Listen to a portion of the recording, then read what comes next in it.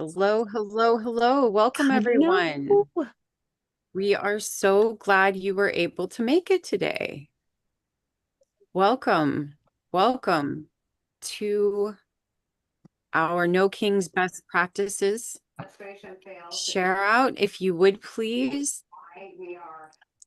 put your name and where you are from in the chat. If you are from an Indivisible, if you are a leader, if you're from a different organization, we'd love to know that. If you could put all of that in the chat, we'd appreciate that because we are here to coordinate. We're here to get some ideas. So, hi everybody. How are you doing today? I'm Cecilia and I'm from Casey, Illinois, and I'm here to help you know what it's like to organize in a red rural area.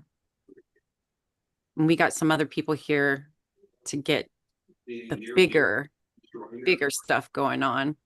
Yeah. But for right now, Cecilia, I am going to mute everybody. So then that's going to mute all of you. So then unmute. Um, and we'll wait till people put their hands up here got it. because we have some background noise going. Okay. Go ahead and unmute. All right, I'm going to let Sabrina take over now and get this party started. Can somebody give me, oh, never mind. You did it. All right. Of course. Hey, everybody. I am Sabrina Drollinger, and basically what happened was one day I was like, hey, Bill, can I ask you some questions about hosting a large protest? And he was like, how about we have a forum and ask Chris about it? So, voila, we now have a forum asking about hosting a protest. And I, of course, cannot answer those questions, hence me trying to dig in Bill's brain, which he was like, gated, not allowed, access denied. So I brought in a couple of extra folks, Dr. Chris Weldy, Cecilia English, and Kara Kelly. And so I'm going to have each of them introduce themselves. They're going to take a short 30 seconds so that we don't waste any time. I want to keep this rolling and we get as much information as possible. So I'm going to go ahead and let them introduce themselves. Yeah, I'll Dr. start. Chris. Okay, go ahead, Cecilia. Cecilia, I already started with Cecilia English. I'm from Casey, Illinois. I started organizing professionally a little over a year ago, and it was a crash course, I'll tell you. So I do have previous experience, but this is most of my experience in this last year. Okay, thanks. Kara? Yeah. Or Chris? Oh, go ahead, Kara. Chris. Oh. I'm Kara from Central Illinois. My Indivisible group is called Central Illinois Action Team. We have members across Central Illinois, kind of a wide, diverse group, and I'm happy to be here. And Chris? Yeah, hi, Chris Weldy. I'm here in San Antonio, Texas. I am part of the San Antonio Indivisible group, as well as 5051, as well as the Bexar County Dem Rapid Response Team. And all three of those organizations work very, very closely together, like hand in glove kind of thing, to organize our protests, and especially our really large protests like No Kings. And we have a couple other coalition partners too, but those are the three steadfast groups of folks that we work with. Great. Thank you so much. I really appreciate you guys taking the time to answer a couple of quick questions about yourself, and now a couple of quick questions about hosting a protest. So just so everybody knows, let me back up. Cecilia, do you want to explain Laura, do you want to explain the process for raising your hand? And if you want to provide, no, okay, Cecilia, go for it. All right. Hey, everybody. Today, if you need to ask a question or when it's time to offer discussion. We need you to look at the bottom of your screen and you see all the react button. And there's a little heart. You can push the react and there's a raise hand. When you push the raise hand, you get the little raise hand over there, or you can put questions in the chat. And that will be how we handle that. Thank you all so much. Okay, great. And yeah, if you guys do have like ideas for best practices or whatever, we definitely are interested in hearing them. Because, you know, everybody has experience doing this stuff, right? Okay, so because I originally wanted to do this, I did have a couple of questions to start out with. And I'm just going to read all of the question, and then I'll just have you guys kind of answer. And then if you forget what question I asked, just let me know.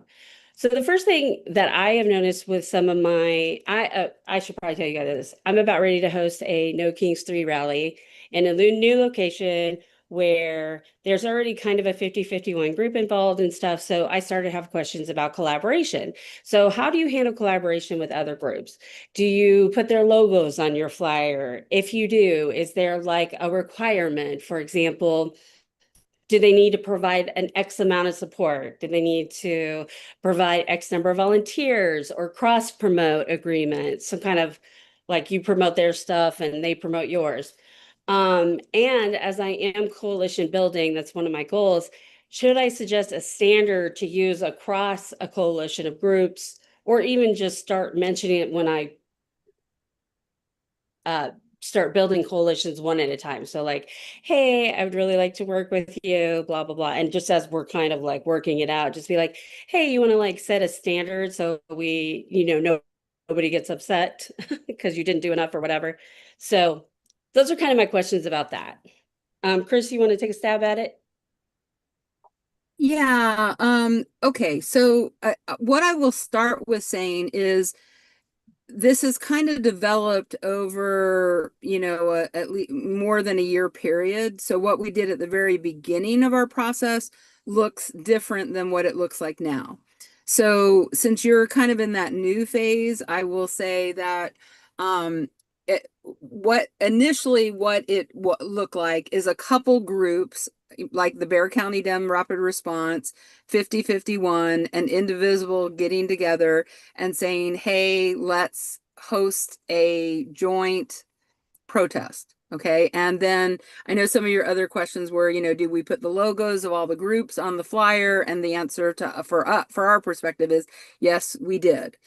And then as things got bigger, we were way more organized. So when, you know, you have to remember when I was part of 50-51, I was like one of 3 members of 50-51. And now I would say we have hundreds of people that are members and have roles and responsibilities. So once we grew so big that we had like a safety team and an activities team and a speakers team and all that kind of stuff. So we have kind of what I would call distributed leadership when you get to that point.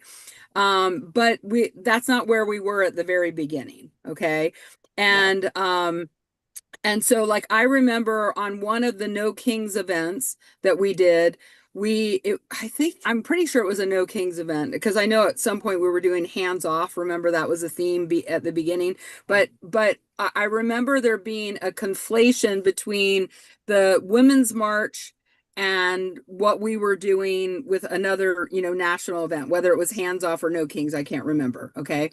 But so what we did on that one, which I think is part of what your question was, is by that time we were well developed, as were other groups. Like PSL had their own safety team. 50-51 had their own safety team. The Women's March people had their own safety team. So we basically said, okay, group number A, we need you to bring 10 safety people. Group number B, we need you, you know, so everybody had a quota, if you will, that they needed to meet. And actually, now that I think about it, it was No Kings because it was one of our ones that we knew was going to have thousands of people because we went from a 4,000 protests, you know, from a couple hundred people protest to 4,000 to our very last one was 10,000. So, so yeah, and then we coordinate training with those various teams. Because I think for large protests, your number one concern has got to be keeping people safe, you know, and you have to have good processes, planning. So we have safety teams that go out and they scout the place where we're going to be. We walk the march, and we do that jointly with all three teams. We're identified. We have walkie-talkies. We communicate. We actually at one point had an app on a phone that we were communicating with, but wasn't as reliable as hardwire, you know, the actual walkie-talkies. So I think I got everything that you asked for in that question, but if I didn't, you'll let me know. So I know I asked so many things, didn't I? I think you did. I really liked the numbers piece. Thank you. That was very helpful. About like, hey, you're bringing 15, this, that, the other. I really like that. So yeah, I think you definitely answered everything. Kara, do you have anything to add? Yeah, just what kind of came to mind with this question is just to back up and think about what your objectives are, what our objectives are for these rallies. And just like Dr. Chris, that I thought of nonviolence first. Nonviolence is our strategy. And when you're building coalitions, anybody who leans into violence or even civil disobedience at this point, we're not doing that. Indivisible is not doing that right now. Okay, maybe later, I don't know. Depends on how bad it gets, but we're not doing that. And so that's the criteria. One of the criteria is to be in the coalition, to organize with us. Okay. And then the second one is our what are we doing? The rallies are important. We're trying to grow, but it's just one of the strategies inside a whole movement, which is to fight and beat the fascists. And so, so if you keep that in mind, then you can that helps you make decisions. Somebody wants to come along and they want to promote, you know, Medicare for all, and they want a booth and whatever. Maybe that's okay. And maybe it isn't. Is it going to detract from what we're trying to build? Then maybe we don't want that. If it adds though, if it attracts more people, it's going to bring in all these people who are, I don't know, disabled and will join us because of that, then yes. So that is kind of the criteria to think about. Is it adding to our tent? Our overall policy is not one policy, not one issue. It's not even to elect Democrats. It's to beat the fascists. So. Okay, that's great to know. And I think those are really good points to point out. Thank you for the addition. All right. Sorry, I was trying to take a couple of notes because I didn't want to forget things. I know it's recorded. Anyway, so I think this question you guys have answered to some degree, but how effective are your coalitions? And I think, Chris, you brought up a really good point. In the beginning, they're probably not as effective, but you guys have developed and the groups have developed. I know there are some developed groups here, but I'm obviously still developing. So I hear you on those things. That makes perfect sense. So the next question is, how effective are your coalitions? How do groups commit not only to nationwide protests, so again, something you pointed out, Kara, but small, consistent protests, other ways that you could potentially be reaching out? I know for one thing, I want to do coalition building, and part of that I want to do outreach support, that kind of thing. Potentially, you know, other activities that we can be involved in as a group, like, you know, the phone banking and all of that. I want all of that to be part of it as well. So just within these coalitions, though, how effective are the ones that you've done, and what kind of good, bad? And then the other thing, and this is kind of a second question, so answer that one maybe first, and then I'll ask the second one because it is a little bit separate. And if anybody has anything to contribute in the chat, please feel free and I'll read it out, or we'll have it, you'll get a chance to talk here in just a minute. I didn't see any hands yet. So if anybody has questions or whatever, certainly ask in the chat or whatever. Okay, go ahead. Sorry. Sabrina, who did you want to answer? Cecilia, Kara, or just let us know who you're directing your call question on us, to. please. Okay, yeah, sorry. Okay. Chris, I thought I did. I'm so sorry. Chris, do you want to start? Okay. So yeah. So in terms of how effective the coalitions are, so I'll be real transparent here. So this is it's a very loosely organized coalition, if you will. So for example, whereas other groups and have a formal coalition, meaning that they have a meeting where all the different groups come together and sit around a table, etc. I can't say that we really are at that point yet. So we have a protest and we do have the groups come together, but there isn't this overarching umbrella of a formalized coalition. So organically, what has happened is, and it wasn't this way at the beginning. At the beginning, we were kind of rotating protest, if you will, like the Bexar County Dems did this one, and then 5051 took this one, and PSL took this one, and it was almost like they were independently organizing, but then inviting people to support, right?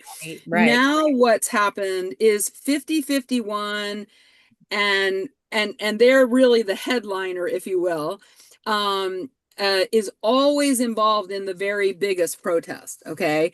But because we're so connected with our Indivisible group, and one of the leaders of our Indivisible group does all the marketing, publicity, or a lot of the marketing, publicity, etc. coordination. So they're, again, hand in hand on that. And then PSL always has a very big presence with safety. So there's coordination between the coalition groups, if you will. Yeah. But we aren't like a sanctioned coalition with a mission statement, et cetera, et cetera. And part of it is anytime you organize with groups, you add complexity in terms of how things, and agreement levels, et cetera. And it's just kind of worked out for us to organize the way we're organized right now, because every group kind of maintains their autonomy, and there's certain things that those groups do, and then other groups provide support. For example, PSL, almost anything that is going to be related to ICE, a war, like the Venezuela stuff, you can count that PSL is going to be on the street, or when immigrants are kidnapped, they are going to be the lead on that, and then the other groups are going to provide support. If it's a No Kings thing, then 5051 is going to be the lead for that, and the other groups are going to provide support. And then if we have smaller protests, like, for example, at a congressman's office, like some of the ones that I've organized, like at Chip Roy's office or at John Cornyn's office, then those are usually Bexar County Dem Rapid Response Team protests. And then the other group support. So we all cross amplify each other's efforts, even when we're not the leader of it. And then we make sure that we have constant resistance activity going on. Like, we never let up. There is never a week that there isn't a mini protest, a bridge event, visibility event, or a large protest. There's always something going on. And it's actually nice to have the different groups rotate in the lead role, because otherwise you burn out. Like, if one group is doing it all the time, or if everybody's doing it all the time. So it's kind of nice sometimes to say, wow, PSL's got this one. All we have to do is show up like in our safety vest, or show up with our signs, So my only advice, Sabrina, would be just to start slow and see what kind of develops organically, because what the sense I get with organic movements like this is people don't want to be over-regulated or over-engineered. Okay, they want flexibility to operate within their groups, what their natural vibe is, what their natural flow is. So that would be my recommendation. That's a good point. Thank you. Kara, did you have something to add? Yeah. Well, I just wanted to reiterate what Chris just said, which is let it flow organically. Okay. Use trial and error. If it is valuable, they will come. If it isn't valuable, they won't come, and you'll do something else. And to promote that spirit of, we're going to do something, but let's figure out what works best, and let's try different things, is great. Also, the idea of, and this was from the very beginning, we don't want one big march in Washington. We want protests and rallies and everywhere, all at once, all the time, small ones, medium ones, large ones, so that it's prevalent. People see us everywhere. I have friends everywhere, as Ezra would say. And then the last thing that comes to mind is really just the idea of many have heard of this, the forming, storming, norming, performing of teams. And at the beginning, everybody's all excited and everybody's all pitching in. And now I feel like this last week, I've been coaching a lot of people in groups because we're all storming, right? I want this and this and this, and think about how can we work together? How can we stay separate and do our own thing and then come back together? Don't burn your bridges though with people. If they're in the tent, they're in the tent. Let's find a way to work it out. Work it out, people. That was a very pointed note to me specifically from Kara, in case you all didn't catch that. Oh, it wasn't. I'm just teasing. I'm teasing. We had a conversation the other day about somebody I'm struggling with. Anyway, and just so you know, we're not ignoring Cecilia. We expect her to talk more on the small protest. I'm going to ask a couple questions, and then we're going to switch over to small protest questions. But I have a couple of questions from the audience. On No King's Day, there is a 1 hour gap between two protests. An hour apart walking would be a good way to do 2 protests. Oh, good advice. Can we do small pop-up protests without permits and extensive planning? Yes. So the answer in Texas is yes. I mean, if it's a public space, yeah, we just show up. Yeah. Well, and Cecilia, you're in Illinois. I don't know. Carrie is in Illinois, and he's the one that asked. So yes, you can, as long as you are on a sidewalk, in a public area, in any public space, you can do a pop-up protest. Yes. Okay. Okay. And, okay. And Sabrina. Oh yeah. Also in Illinois, in the villages like Des Plaines, where Carrie's from, or Arlington Heights, or whatever, there are parks that the cities have that all you have to do is let the police know that you're going to do a protest on that corner, etc. And that's just fine. There are other parks, etc., which are the park district, and you usually have to file for a permit and may have to provide insurance for those. So you want to be careful. If you just go to a sidewalk, to a corner, do a protest, you are fine. If you want to take over a park, you want to make sure that that is not a public park or a village park from the park district, but it's one that the village maintains. So that's a little bit of a different thing. So we have the big parks here in Arlington Heights are ones you need permits for, and you got to get ahead of the game. The smaller parks, even right in downtown Arlington Heights, you can just go and set up. Just let the police know you're going to be there. Okay, thank you, Bill. And then it says, when are permits needed or not? I think we answered that. If on sidewalks, walking, not needed. Amy is asking these questions. I feel like we answered that, but if anybody feels like they need to add something. Maybe I can just add, you really have to know your local ordinances. It's not something we can really answer. Know your statewide rules and your local ordinances. So it's very localized. Okay, and is the 3 feet of grass between the sidewalk and the street okay too? I believe is fair game, right? It is, but I will say sometimes you get especially in places like where I live, a red area, you will get people who will drive and want to come close. They'll drive really close to the curb to make a point. And so the police will ask you to step back away from the street because of that. Oh, he said it's a blue area. So hopefully with you, that won't be a problem. But that's a really good point for red area people. Yeah. And speaking of red areas that Cecilia and I live in, although she lives in a little bitty town and I don't. Yeah. But how do you get people to show up, especially in these small red areas where they're probably not going to be looked on too friendly? That is something that I deal with a lot because what most people don't think about is people worry about their jobs and their churches and their families and their cars being noticed and whatnot. Sure.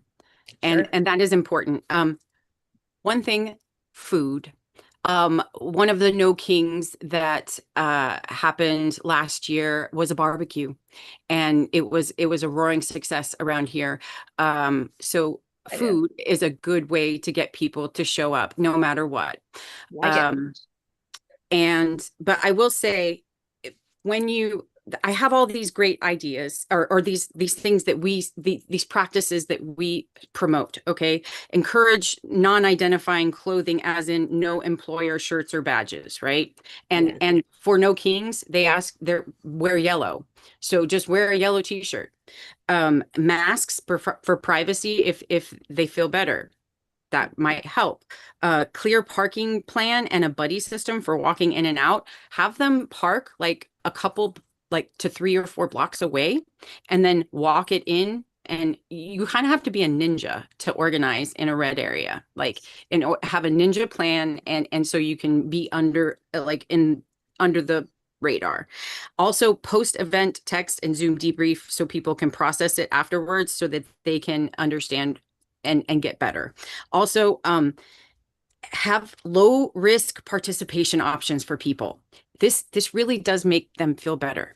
As in, have a banner for people to hold so that they can hide behind it. I know that sounds like silly, but that helps some people feel better. Or have something called Be a Quiet Witness, where people can just be there, not to be holding something and be shouting over there, but just be standing there to be a quiet witness. Tell them they can just show up for the group photo. Just be here for, from this time to this time. It means that they show up. It means that they can get the literature, and it means, that they may stay for a little bit longer. I mean, y'all, what's really super important in a red area, especially a small town, is that people see people showing up. People see them, because especially like where I am, our courthouse, there is a bar directly across the street. Every single time we have something, the same like 5 guys come out of the bar, and they just to look, just to see who shows up, to clock it. And you know what they're going to do? They're going to spread rumors about those people. They're going to talk about those people. That's what they do. And organizing in a red area is not easy. And every one of you who does it, you're heroes. And so you need to tell the people who come out that you're doing it for your community. It's not about the national. Bring it down to the local level. Bring it down to, I'm doing it for my neighbors. I'm doing it for my community. I'm doing it for one another. And don't expect like 500 people your first time. Like maybe you, Sabrina, maybe, but Getting because you live in a bigger area. But like, if you live in a smaller town, if you get 30, that is a win. That is a huge win in a red area. You have no idea how big that is. And the biggest part is have something for them to come to next. Have a meeting, have a chili, like have a coffee, have something for them to look forward to and come and be a part of next. Do you have food trucks where you live? Yes, we do. We have a Cilantro's food truck that's going to be a part of No Kings 3 that I'm so excited about. It's cool. Yeah, we're accidentally going to have food trucks around one of our places because it's just where they go. And I thought, oh, those food trucks are going to have a good day. They, It also is nice for the participants, the protesters and stuff. yes, So I and like they that. only come out at the big protests, unfortunately, around here for us. How do you get people to volunteer? Uh, Like they don't. well, with my charming personality. Like for real. It is, how do I get people to volunteer? I talk to them. I talk to them. I get to know them, and they see me doing it everything, and ask, and finally after they have seen me do everything for a year, they are finally starting to volunteer. Oh, good. Good. That is Really good that to is hear. that, and I'm not saying that that is the answer, y'all, because I have been talking to them this entire year. Yeah. But getting to know people, that's Yeah. the biggest thing. In a small town, it's more about they don't trust, they don't trust, right? They don't trust right away. So, and um they don't want to get involved. They don't want their neighbors to know that they're involved because they get shunned. They get shunned at their churches. They get shunned by their red leaning friends that they've known for 40 years. I know. And so I get it. It's a difficult decision to go and stand up for your beliefs, but we're there. We are there. We're to the point where we are neck deep in fascism. So, yeah, that's where we are. And so, I honestly get to know them and talk, and just, I would say,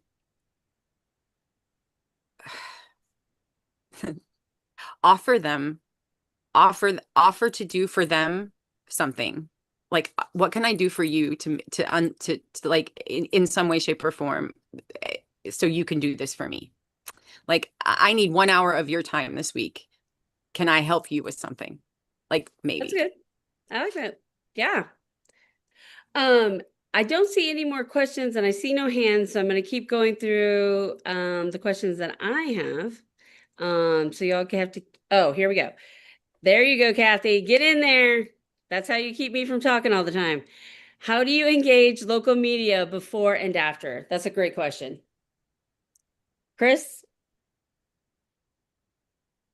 Yeah, yeah, again, I'm with a couple different groups, but we have a point person with each group whose job it is to reach out to local media. So basically we have kind of a standard I guess notification letter. Hey, we're having this No Kings event. This is what it's all about. This is the contact information for the person that will be on site for media to connect to when when the reporter kind of hits the ground. And then just over time we know, because it was hard initially getting some media coverage or getting a lot of media coverage at the very, very beginning, but now these events are so big that it's not like we have to twist arms to get them. For our smaller protests, like the ones at like the Chip Roy ones or the John Cornyn ones or the Ted Cruz ones, um it really depends on the nature of what the issue is and how important that is to the community. Like when we were the big bad bill it was the day that they were making the decision on it. We had a protest out in front of Chip Roy's. We actually had media there because everybody, the world was waiting, right, for the big bad bill to be decided on. But I think the main thing is just to have a designated person, have a standard requests that you put out, give them some background so they know what they're going into, and make sure they're clear on who to reach out to and where they're going to be located when they arrive on site. Okay, that's very helpful. Kara, Cecilia, anything to add for you guys? Well, I have a comment about the question about volunteers. How do I get volunteers and how do we retain them? And I guess, it may not apply so much to a rally. A rally, you got a date, and you're looking for certain people and you got stuff to do. But in general, what I try to do is listen to people, and I find that people, they're all coming, they're so passionate and upset, right? The first time you meet them, they want to do, but there, some of them just fall away and are not going to be consistent. But when you find those people who are really going to be consistent, then what I try to do is listen to them about what they want to do, what are they most comfortable with, and then trying to line them up with that and get them to organize that, whatever it is. I want to do postcards, I want to help with canvassing, I care about the Democrats, so I want to go work for the party, whatever that is. Not only help them find that, but help them organize it and then amplify it and make that bigger and bigger and bigger. So that's been successful for me. Okay, that's useful to know. Yeah. And there have been some comments in here. I do want to say, hopefully you're all reading the chat. There have been some good add-ons in here about different groups that you might have, different things you might do at your protest. Like, for example, collaborating with like-minded trusted groups. I think we covered that. But then also coordinate things like Bullhorns Music March or stand, locations and chants. Boycotts are ongoing, signs to share, distribute food, water, bottles, microphones, who will speak, like, oh, microphones and who will speak. I think that's a question, actually, sorry. But just the idea of like incorporating all of that. I don't know if that's a question or not. If it is, I have a question like that, so we'll get back to it. I But do want to, read can I out say of what- that. There's some good things. Go ahead. I do want to say, I forgot to mention outreach in small towns. Something that worked for us, personal invites. It takes a little bit longer because you actually have to get a group together to write out personal invites. But again, that small town touch, people appreciate a small town, like, oh my gosh, you took the time, right? And don't forget to post your information inside churches, libraries, coffee shop like up on the coffee shop board, like literally go to where the people are, because they will not see your message unless you post it where they are. They're not, and I guess my biggest message is that the biggest win isn't about the size of your rally in a red area. It is about showing them that they're not alone, because every one of us believes that we are this little blue dot that is just drowning in a red sea. And so just show them that they're not alone and that they have a safe space. And then you're going to have a great rally and coalition. Yeah, coming from a small town myself, the same one for you. I agree. Personal touch goes a long way in small towns. It just really does. Okay, Rachel, I see you have your hand up. So let's see. I don't think I have the ability to unmute people, Cecilia. I'm so sorry. No worries. There you go, Rachel. Okay. Hi. Thank you all. Boy, Cecilia, especially to those who are in the blue dots in the small. I'm so impressed. You guys are really courageous. I live in a very blue area, and we got a complaint after one of ours because we didn't have a deaf interpreter for the speakers. Are you guys coming up with, are we supposed to be providing things like that and wheelchair and all that? I don't know how we could do it. We're just kind of small groups, and I would rather we stay somewhat small groups and just work with the larger groups. But any answers for that? Chris or We offer- Kara or Cecilia? Anybody have an answer? Cecilia? We Yeah, offer Oh, real sorry. quickly. I'm so sorry. We offer a Spanish, but we haven't, because we have so many Spanish people in our area. But other than that, I will defer to the bigger group people. Yeah, for our big ones, we have had people that do sign. And then we do have a large Hispanic population. So some of our speakers naturally speak, like they will they'll speak in English and they'll also speak in Spanish. We've also had it where we had some, where we had community members speaking and then they would speak in Spanish, but we would have somebody that can translate that to English. But that's everything I've said is kind of standard practice here in San Antonio, just based on our demographics. I mean, that's just whether it's a city council meeting or things like that. But if we're talking about the pop-up protests like we have in front of the some of the congressional leaders, we don't typically have somebody signing at those. I mean, those protests are usually under 100, like they're anywhere from 50 to 100. And literally some of those we were planning 2 days before we actually have them because something happens and then we just react to something that happens and want to highlight it. So we do what we can with the resources that we have. Yeah, Yeah, we do the Spanish too, but that's, yeah.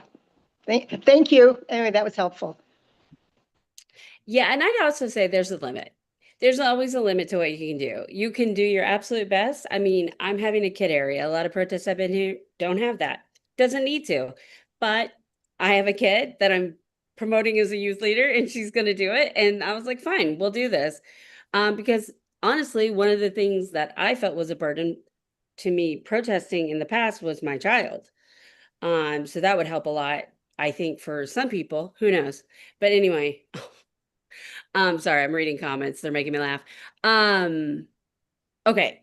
So Beth, yeah, I still can't mute you, so I don't think. I'm sorry. No, you're good. Ambassador Beth, you're up. Hello. All right. So, Beth from Southeast Michigan. I am in a small red town. I am near, and we protest in a purple area. But a lot of people like to rally hop. So if you can work with your other groups that are within so many mile radius, and because we kind of stagger our time, so people can start out with us, then we can go to Detroit, then we go to like St. Clair, and people move around like that. So maybe the leaders could tell their people, hey, Sabrina's a new group and she's going to be having a protest at such and such a time at this location. So that's always good for word of mouth. Also, something we didn't think about initially was to have a legal observer at the rallies. So sometimes the ACLU can send one and there's no charge. It's just kind of a witness in case something pops off. Are you timing me? I'm sorry. Yes. We did decide We are time, timing people. but it's okay. Finish. I'm sorry, it came in late. I didn't realize. Sorry. It's I would've okay. talked You just got faster. offended by the timer. It was- Like, Jesus Christ, just hold on a minute. So, and also one more thing, don't forget to call your police department ahead of time and just say, hey, we're having a peaceful gathering. This is how many people we expect. And just, heads up. And I do have something to say about that, actually, Okay. if you don't mind, Sabrina. No, go ahead. Okay, I have a hard knocks learning curve about calling your sheriff and your local police about that, and it is important to call your police. And here's why. It's not to ask for permission because we don't need to, right? We're allowed to be there, and we've gotten the proper permits if we need our permits. But we are calling to let them know that we are going to be there from this time to this time, and we are going to have approximately this, or we expect approximately this amount of people. And the reason is because if anything happens outside of that time, we are not responsible for that. Okay. And so that's like a courtesy. Here's what happened to me. Early on last year, I was trying to get together a bridge brigade.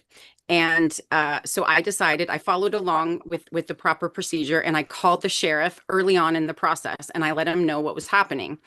And yet, apparently, allegedly, he did not want the bridge brigade to happen. This was for No Kings 2.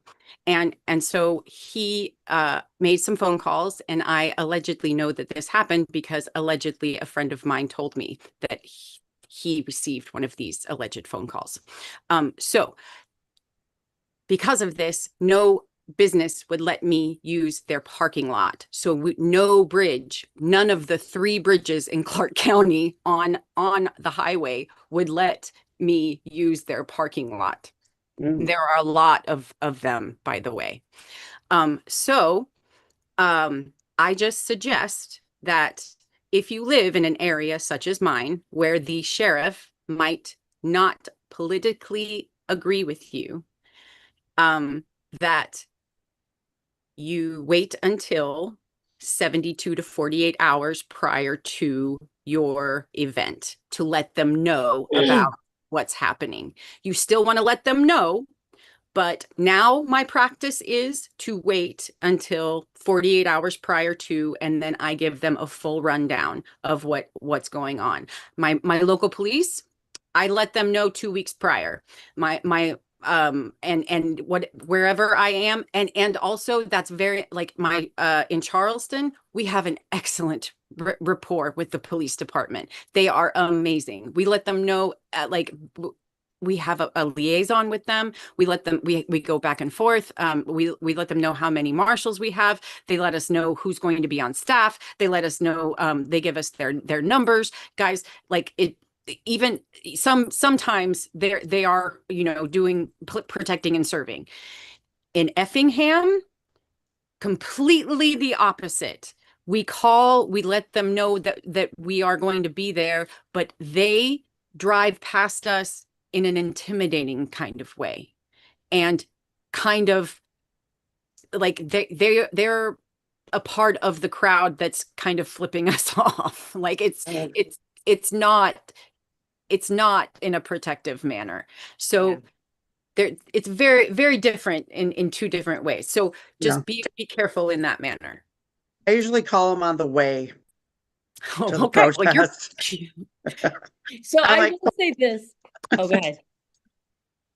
Anyway, I'm that's like, that's my lesson. Just so you know, in 15 minutes we're gathering. Oh, no, I Here's- know.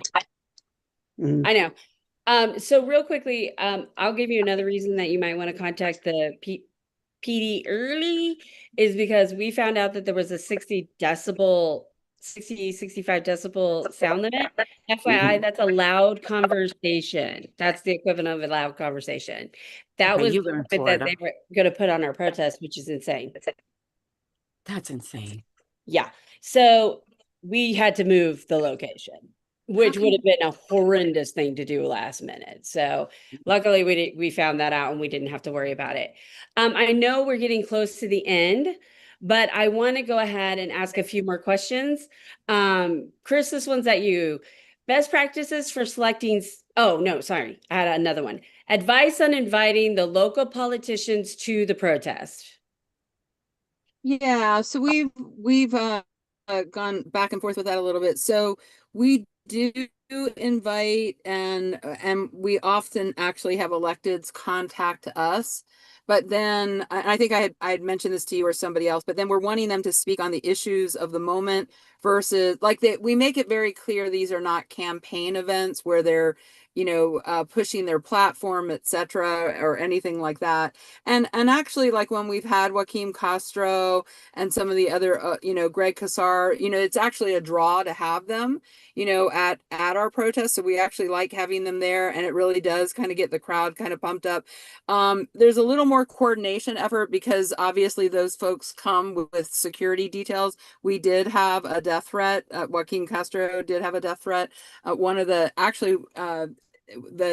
They picked it up through Austin, but it was for our protest. But I mean, that's where the police intercepted something on social media and things like that.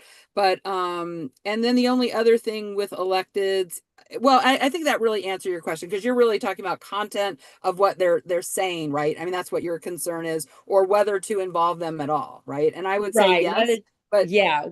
A But we lot of all, ours are going to say no because they're Republican, and we would Yeah. have an amazing turnout if my representative Jimmy Patronis showed up, or Rick Scott, or Ashley Moody. I think a lot of people would show up, and it oh wouldn't well, be a protest. I well, don't- let's put it this way: we're not inviting Chip Roy. Let's put it that way, or Ted Cruz. They usually don't get the call. So So I'll is that was another thing. Like, do you sometimes only invite you only invite the politicians you want to show up? I mean, Yeah. I would be happy for Jimmy to show Yeah, up. He like never I said, would. Sabrina, a lot of times they ask us, they Okay. contact us I and got say you. we I would got you. like to speak. We've had to sometimes limit the number of people, meaning we have more people asking than we can accommodate because we don't want the speakers to go on too long because Yeah. it's too hard for the crowd, Okay. Especially So during primaries.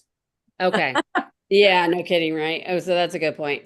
Okay, and then best practices, and really this is a bigger story, but best practices for selecting speakers, and I think you already hit on that a little bit, but putting them into a schedule, how to incorporate music and chanting and speakers to the best effect. Because I've started working on some of this, like protest music and stuff, and I have now looked at multiple protest um, lists, and I just want you to know there is a wide difference in what people think is appropriate and not appropriate for a Because it protest. depends on your people. Yeah. It's this is so Chris, Kara, I really wonder what you think. It's very we've selective had to to talk to some electeds who went a little too heavy on cursing and even some of our other speakers, so to strike a good balance. So we have one in particular that gets a little carried away, and also it's almost like where you have to pull them off the stage, so but now we know those personalities, right? So we can kind of give them feedback before. I will tell you, because it's been so recurring, our electeds are very good at trying to keep it interactive. We even have some that will start off and they'll have this, like, almost chant like things just to get the audience engaged. And I think that's helpful as well. We also always have music. So we never have any, and music adds so much.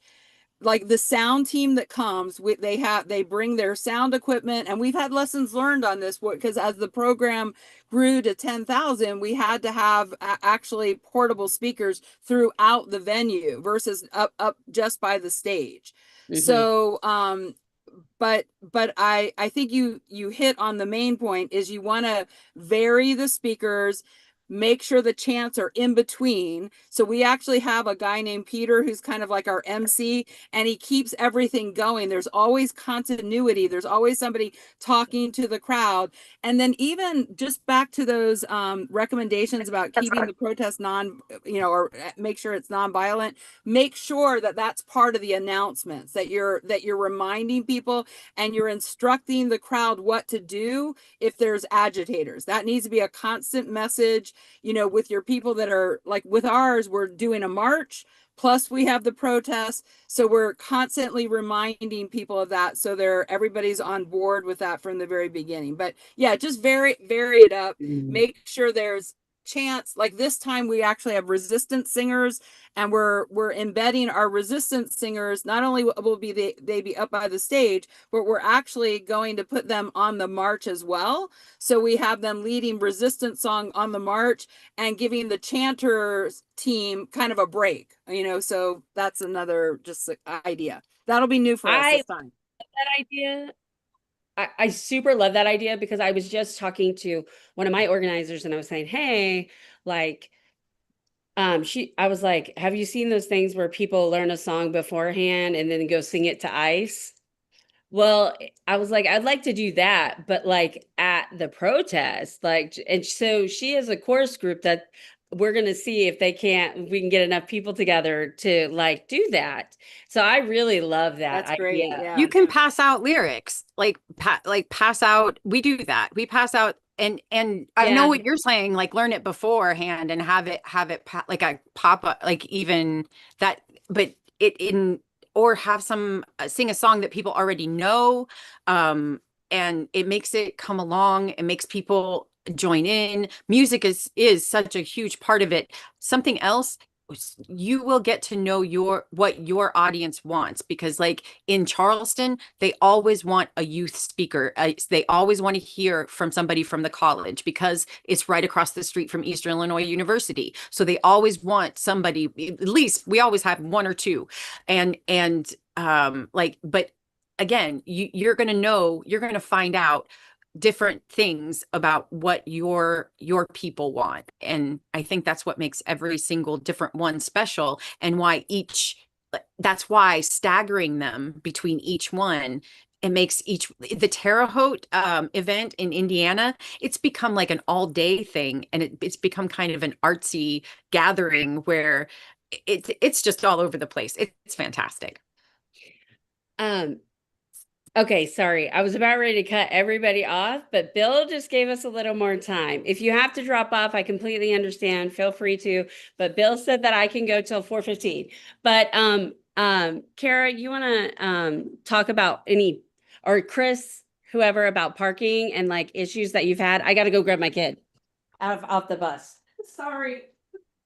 Yeah, in our case, what we do when we send out the mobilize is we recommend to people, we suggest to people places to park, because we're mostly doing things downtown San Antonio.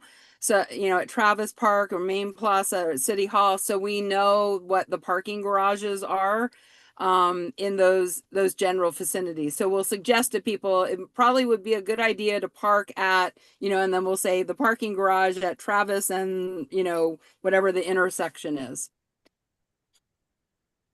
Cecilia, do you have anything to add? Or carpool.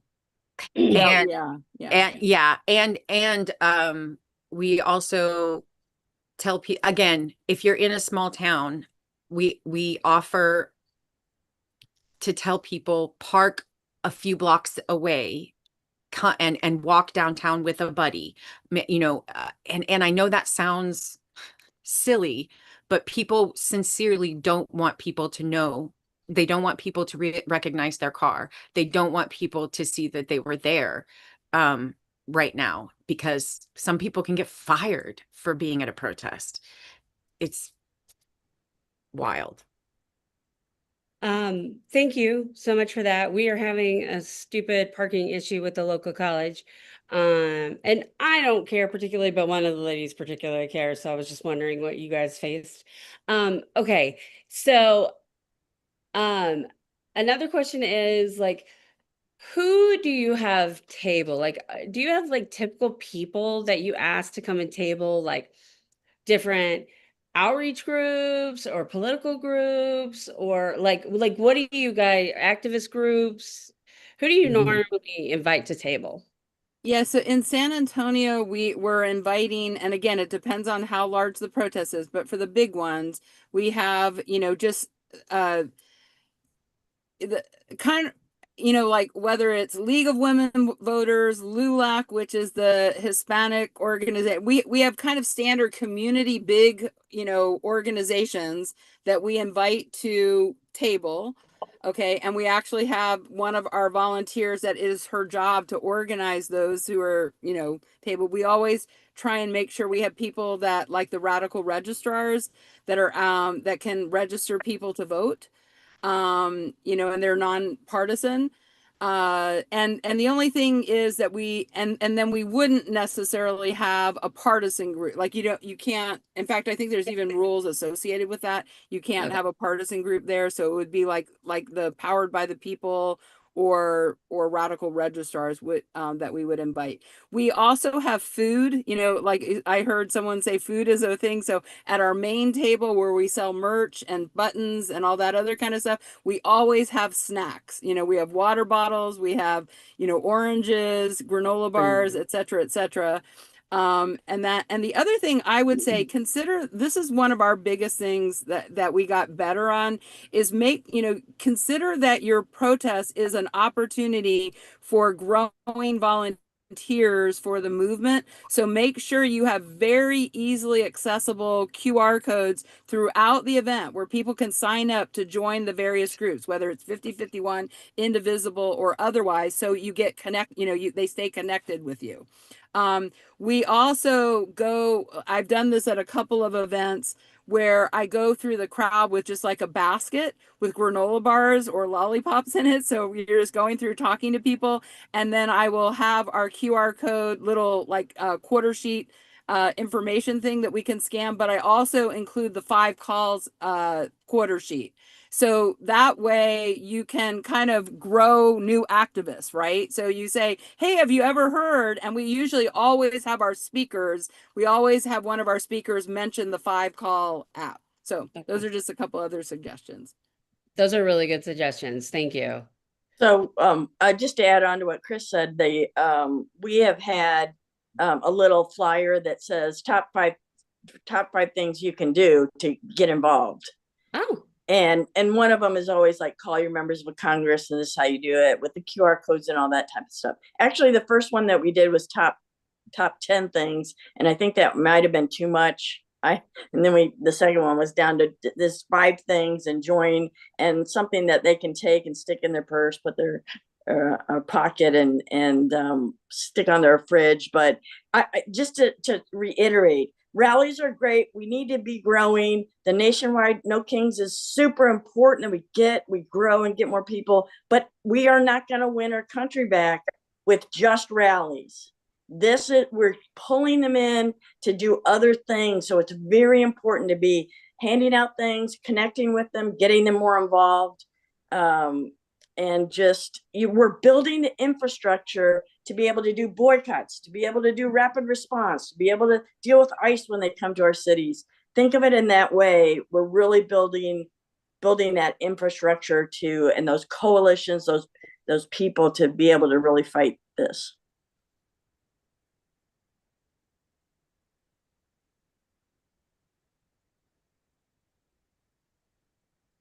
Sabrina. Oh no. Fading. No worries. I didn't realize I wasn't able to unmute myself. You were also very blurry. I thought, what is happening to Sabrina? Oh, I had to move. My child came home. But it was a tight schedule to fit this in this week. So we just roll with things around here, right? There have been some really great suggestions in the chat. I just want to point those out again. Love these suggestions. I agree, Kara, 1,000%. This is about coalition building those volunteers, building up a group so that we can keep that pressure on. I love the 5 calls idea. And thank you so much, Chris, the 5 calls for people saying it as a speaker. Really great idea. Thank you so much. Other people have really good ideas here. FDT, fuck Donald Trump cookies. Love it. Mm-hmm. Don't forget your buttons with your yeah. What's that? With your buttons with your QR code to get them signed up. Oh my God, that's a great idea. Yeah. A QR code on your button. Great idea. Well, got it from Ambassador Beth here. She made me fit buttons with my QR code because she's amazing. Oh my gosh. That's such a good idea. Oh my God, such a good idea. Make me a QR code and send it to me. I'll make you some and send them. That's awesome. Well, just because I love you for free. Well, me and my niece and I are doing stuff now. We're probably going to do it soon. But I'll let you know. Anyway, okay. So I think I've basically gone through all the questions that I came up with on my own that I had. Yeah, that's right. This meeting was held for me. You all just benefited from it. I have just final comments, Sabrina. Okay. Yeah. And maybe Chris and Cecilia would do too. This is maybe elaborating on something I already said, but it's worth saying. We need to be nonviolent. Any violence is going to really hurt our cause. And when you talk to people, it's important to be explaining why. That this is the movements that are successful in fighting against authoritarianism are nonviolent. When they become violent, they are not successful. And so when you put it that way, that might be helpful for some people. And just be vigilant about mentioning it every time you're talking about your rally. Get that point in there. We need to be nonviolent. If you're not welcome. Like, get them out. Yeah.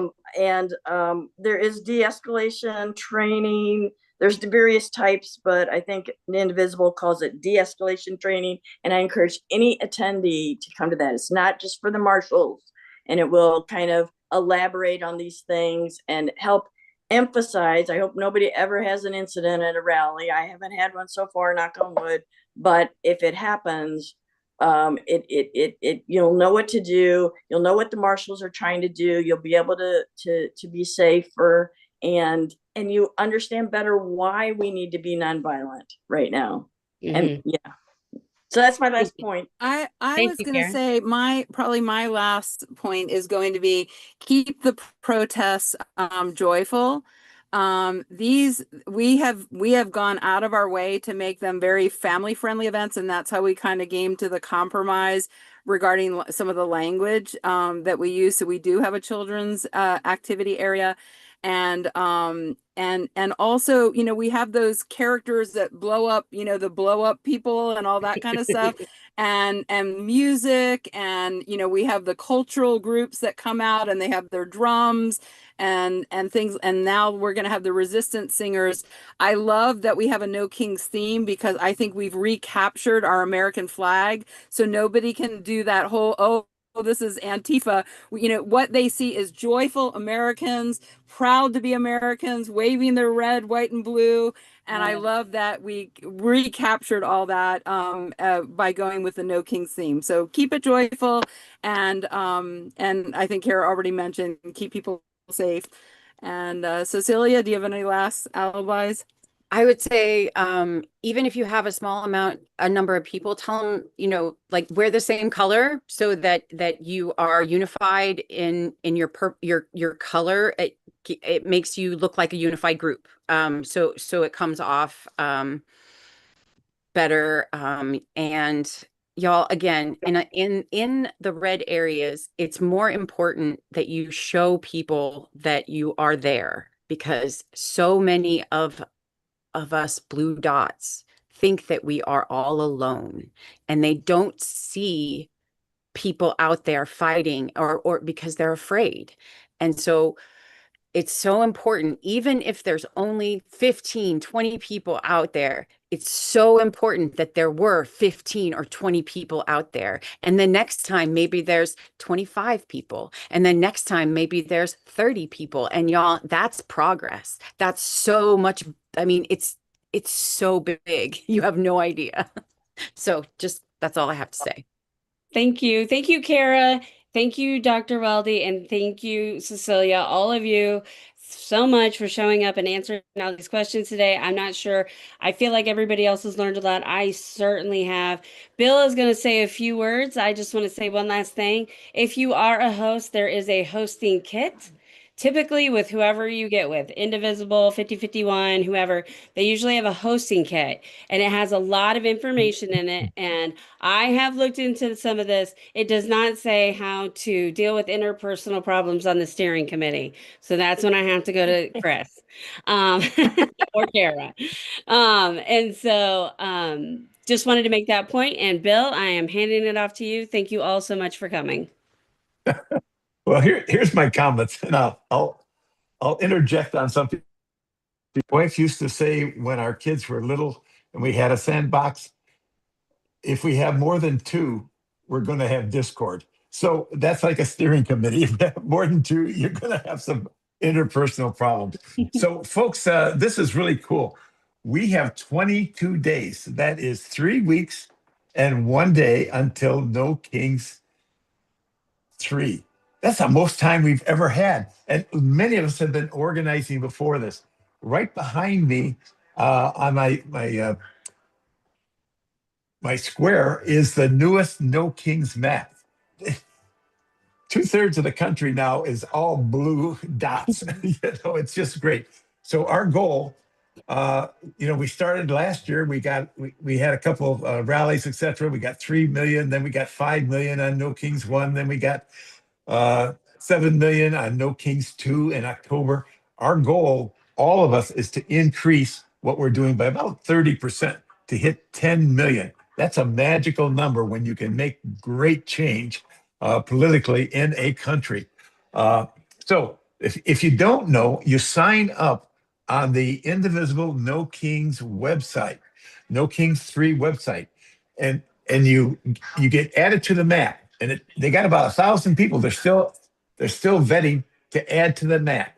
And once you're added to the map, Indivisible, No Kings 3, 5051, the 200 groups are all promoting your events.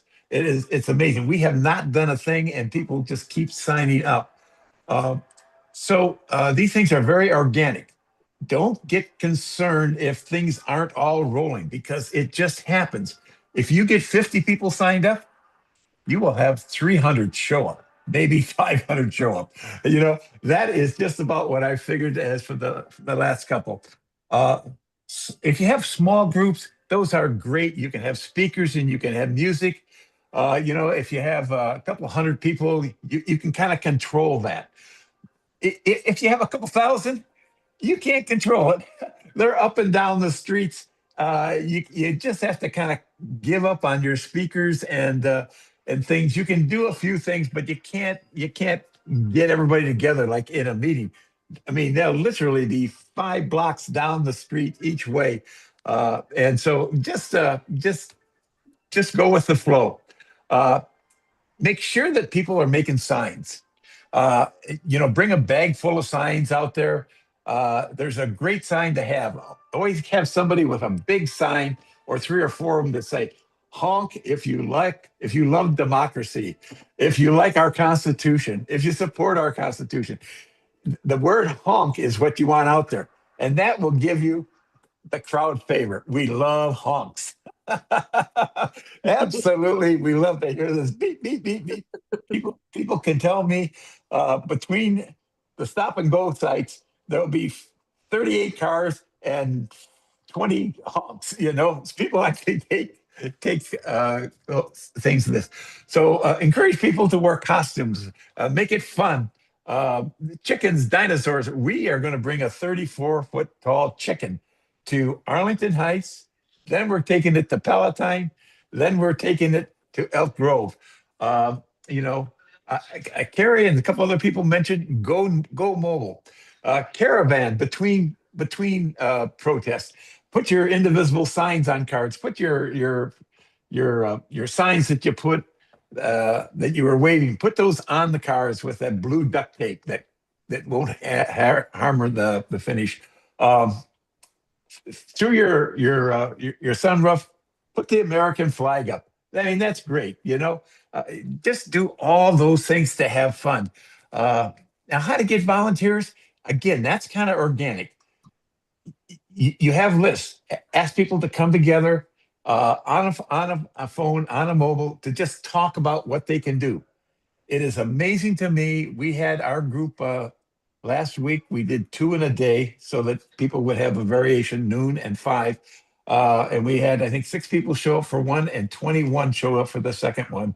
And people kept volunteering for stuff. I actually don't know what they're doing right now, but I'm pretty sure Kathy Brady knows exactly what they're doing. That's a give. Anyway, on co-hosts and tables, the more co-hosts you can have, the better. And allow people to have tables, particularly if you're going to be going up and down streets. Have them bring a table, have them put their banners up. And by the way, this is going to be March 28th. We have no clue whether it's going to be snowing, whether it's going to be 80 degrees outside, or whether there's going to be wind and rain. We're going to know that probably the day ahead. So, if it's going to be rain, bring out tents, tables, have people put their banners on the front. Tell them to hand out stuff, to bring little treats to hand out, whatever. If it's going to be cold, hand out hand warmers. Those were great when we did the Renee stuff. Um, what we have found that not only indivisible groups, but local democratic groups, local progressive groups, the League of Women Voters, they will usually show up to help register people. Uh, you can have church groups, etc., that may announce from their pulpits if they think this is a good idea. We'll have one, a United Methodist Church here, and our local Lutheran Church, both announced from their pulpits and showed up for our Renee Good because this was something that they felt was a tragedy. And for those of you who are trying to think, well, what can I do? I can't give out food. I don't know. Collect food. Tell people that you're collecting food to bring stuff and that you're going to give it out to the needy, to the local places. That's just great. And how to engage the media. The media is going to be all over this because this is big time. You have no idea how big time this is. If you thought No Kings 1 was big, and then you went, wow, where did all these people come from? No Kings 2? It's going to be amazing for No Kings 3, whether it's snowing, raining, or blowing. I mean, it's going to be good. So call. You'll probably not get through. Leave messages, and when you're at your protest, all of a sudden you'll see somebody with a camera, not a little iPhone, but a camera. That's usually a reporter of some type. Engage them, have your elevator pitch about what you're doing and why we're doing this, etc. That is great. So I love the fact that Sabrina said the words, how do I do this? I mean, who can tell me these answers? And with NWSOFA, what we do is when somebody brings that up, we say, well, why don't you take the lead on this? She did. She did. And that's what people are doing all across this nation, all across the country. NWSOFA is the Northwest Suburbs Organizing for Action, the Land Beyond O'Hare. But because of Zoom, we are national. Sabrina's from Florida. Cecilia is from Casey, Illinois, which is somewhere in the United States. There's just all kinds of folks that drop in, and so we asked her to be the host, and she did, and she got 3 of our top people who are always involved to kind of be the answers if nobody asked the question. If you can try to reverse that, that's what I meant. But a great job, Sabrina. To all of you, I hope you picked up one little idea, one little thought, something that might have been a question mark, or maybe you've never even thought of it, and suddenly you go, whoa, we better do that. I wrote down walkie-talkies because I know we're going to have our safety group, and for the Renee Good, we bought enough safety vests for everybody, but we don't have walkie-talkies. That's a great idea. I have no idea what they're going to cost. I noticed the other day when I was at a Dollar Tree store, they had tambourines for sale. My God, for $1. I thought that would be great. I'm not quite sure what we do with them, but it'll go along with our chicken maybe. So guys, just make it fun. Involve as many people as you can. In the Texas elections this last week, the number of Democrats came out doubled what had come out for other primaries. And yes, the Republicans had a 5% increase.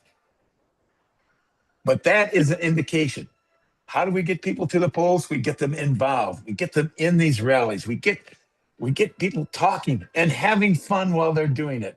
And so all of you that are in this this conversation today, I hope you have a great No Kings. I hope you have a lot of fun. You probably have picked up some people's names and some ways to contact people. Reach out. I don't know of anybody, just looking at all the names that are on here, many of them I know, I don't know of anybody that will not tell you how to help you. Um, Except for me, I suggest that you hold an event and we bring lots of people so we get to do it once. But other than that, uh, we're all about helping people and making the events bigger and better, um, and uh, and just have fun, folks. So that's it. I have to go to a very special event now on Zoom. It is called the Happy Unhappy Happy Hour. That's been going on for 5 years with NWSOFA. It's the same Zoom link that you're on right now. So join us at about 5 o'clock today Central. That would be 6 Eastern. And we'll be talking about some of these same things. But in particular, we're going to be talking about what you're doing to resist this week, what's happened. I'm sure we'll be talking about some changes that the president's having to make with his cabinet. I'm sure we'll be talking about, oh, do I dare say the word Epstein files? Yes, we'll be talking about a lot of things, but we'll be talking about No Kings 3 for sure. All right, Sabrina, great job. I am done. Okay, great. And I am going to say goodbye to everybody. I'm just going to save the chat. Oh my God. There we go.